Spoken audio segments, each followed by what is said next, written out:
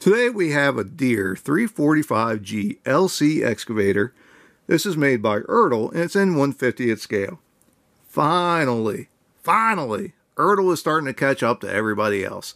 Now, they've been doing these high detail excavators for a while now, but they are getting better, mostly.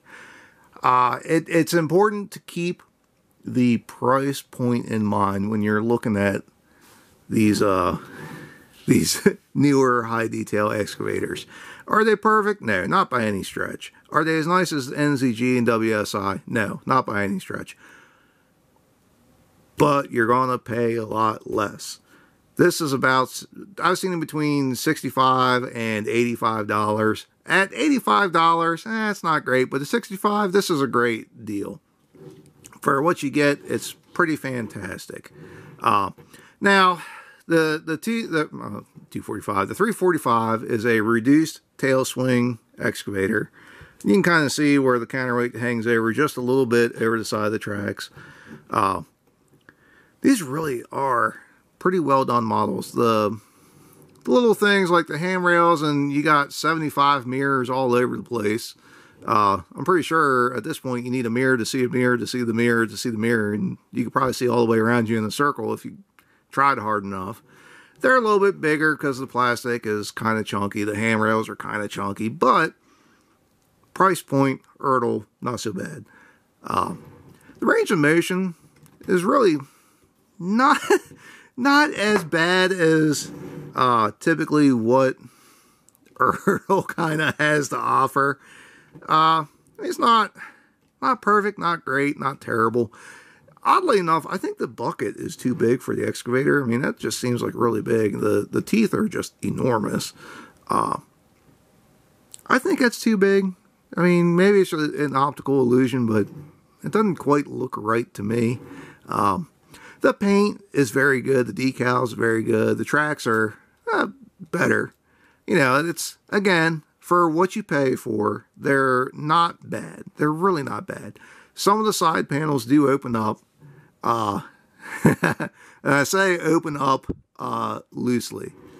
So there, you can get a good look there inside that I guess that's the radiator. I'm not exactly sure what that is. I haven't been around any of these 345s.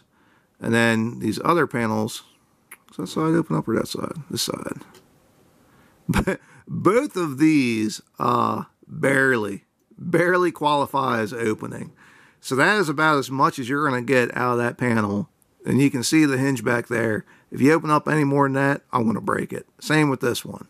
It's just the way that they're mounted in there, which is kind of disappointing. Like, why even have panels that open? But it might just be this particular model and the way that it was assembled. It's kind of hard to tell.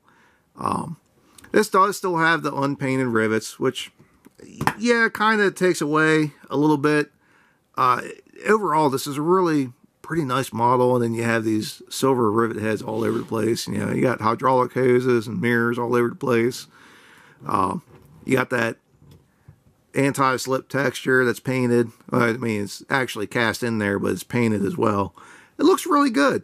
This thing looks pretty darn good sitting on the shelf, and then you have these giant silver rivets. But, I mean, it's not a big deal if you want to paint it over. It wouldn't be too hard to do that yourself. If you take a look inside the cab, you can see a little bit of detail. Nothing really to write home about. Nothing real particular.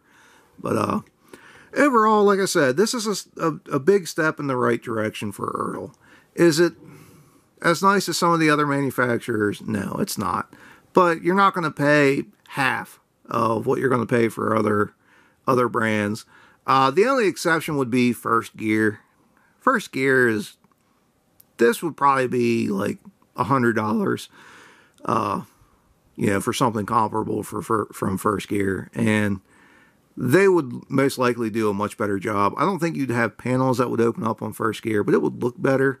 So it's kind of a give and take. Having the panels that open up is cool, but maybe I'd like a little bit better finish on the excavator. It's tough. Nobody's perfect, and I think the important thing to focus on here is that Ertl is taking steps in the right direction. You know, they're finally starting to catch up with everybody else, and they're not becoming so expensive as to, you know, kind of price themselves out. They very much have their own market, I guess. Anyway, that's about all I got for this. If you have any questions or comments, feel free to ask. If there's something you'd like to see, let me know. I might just have it. If you would like to see more of what I got, please subscribe to Maryland Construction Diecast. And thanks for watching.